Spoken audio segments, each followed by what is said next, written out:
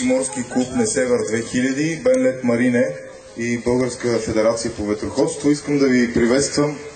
Също така искам да ви приветствам и от името на DNVCA, на нашите партньори в четвърта международна ветроходна регата Виктори. Добре дошли отново. Пак се срещаме след една година. Надявам се и тази година състезанието да бъде така оспорвано, както и миналата година. Искам да ви пожелая попътен вятър, много успех и най-добрия да победи.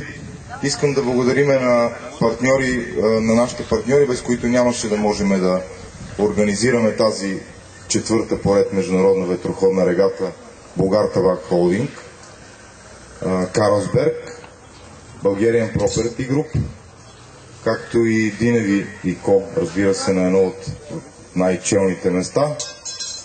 Съответно, нашите приятели от Cannabis Ice, един страхотен чай с страхотни промоутъри.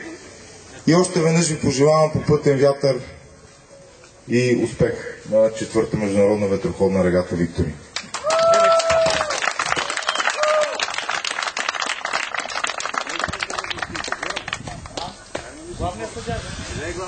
Да го открия официално.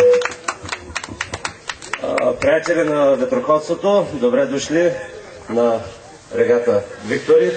Да се надяваме, че ще имаме достатъчно вятър през тези дни и ще стане едно хубаво състезание. Казах ви вече условията на 40-та конференция преди малко. Поради ред причини след малко ще вдигнем флаг АП за отлагане на гонката, тъй като няма да имаме възможност в 13 часа да стартираме. Предполагам, с половин час ще бъде даден старта с закъснение. Благодаря и 3 фута под кила. Благодаря и аз.